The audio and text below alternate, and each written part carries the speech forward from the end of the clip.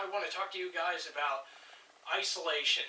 And this is a training tip because if you're trying to get better at something, you need to understand that sometimes you're going to need to isolate that skill you're trying to improve. And that's really the case with a lot of things when it comes to shooting, because shooting is actually kind of complex when we're doing things that we don't normally do on a daily basis. So this isn't something you can just gym your way to success on. So, first thing I want to talk about is the process that we're going through. In any of you former Marines, you probably noticed this is probably a shortened version of BAMSIS. Begin planning, arrange reconnaissance, make reconnaissance, complete the planning, issue orders, supervise troop leading procedures, right?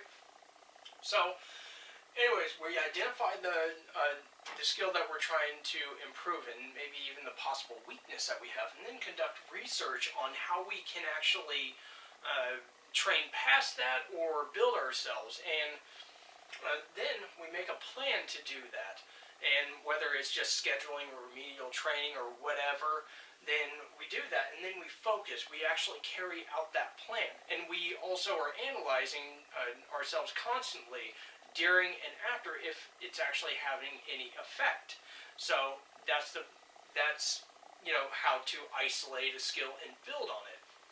At least from my experience. And my analogy is when I actually found that I was not able to hold the gun on target for very long, or as long as I wanted to. I wanted to be able to go through a whole mag. I thought, there's no reason why I can't go through a full mag and actually be able to hold the gun completely steady with a proper grip. Well, I wanted to improve this for rifle and pistol. Full magazine. No reason, right? So what I did was I identified the problem, and I was like, okay, I think this is a muscular issue. So I did some research, and I found out that I could conduct isometrics. And I found out a routine for the isometrics, 1 minute conducting an isometric, like holding a weight out there, is isometric. There's different types: yielding, overcoming, dynamic, or ballistic, whatever you want to call it. But yielding is basically something's trying to move and you're preventing it from moving. You're trying to hold it still. And then, of course, overcoming is you're gradually applying force to an immovable object, trying to get this immovable object to move. And then ballistic, you're trying to get maximum strength to move this immovable object as quick as possible. Shouldn't be any more than like 5 or 7 seconds or whatever.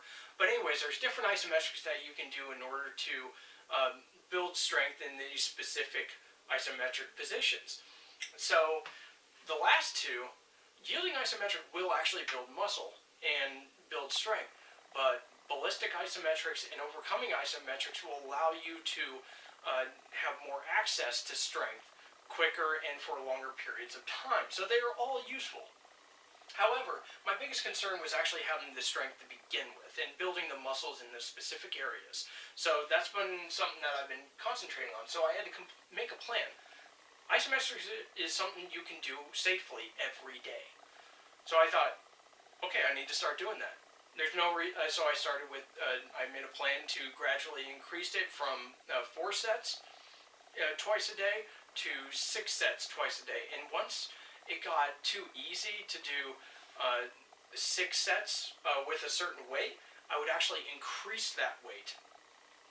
And then I went from like a 5-pounder immediately to a 10-pounder, and then stuck with that for a while at 12 pounds, 15 pounds, and then 20 pounds for holding it out here like this.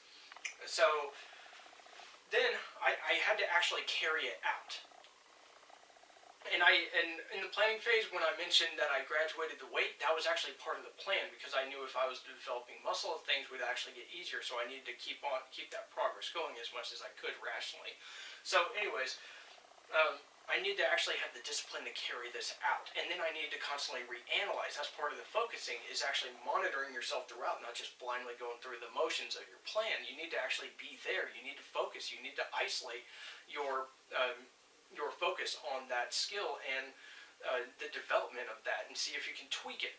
And that ended up bringing me back to, okay, I'm good here, but I'm able to hold the gun steady, but at the same time, I want to be able to control the recoil and actually have good grip strength, so it's spilled over to wanting to have better grip strength as well, and be able to hold the gun on target and be able to get off a lot of shots and stuff like that. So it became a point where, after doing some research and planning again, I had to graduate my isometric exercise to where it's still the same, but I've added other components to be able to work on my crushing grip and my grip strength, as well as my ability to hold weight out here for a long period of time, and even a good amount of weight. And this spilled over to also working with a rifle as well. So this is how I conducted isolation of my skills, and I isolated it in order to improve on it. And this has become an everyday thing, but I might be able to isolate my skills and improve on them.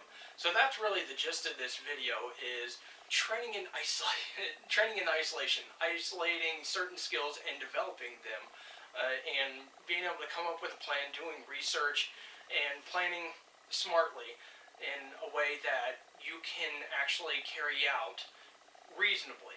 So, with all that said, I hope this was helpful for you and kind of interesting, but give it a shot. I've got videos on isometrics and stuff like that. Hopefully you'll check that out.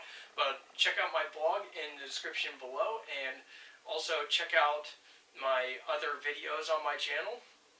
So, and let me know what you think, and if there's any other videos that you think I could do, or anything that you want more information on. But other than that, I appreciate you guys watching, and you guys have a good one.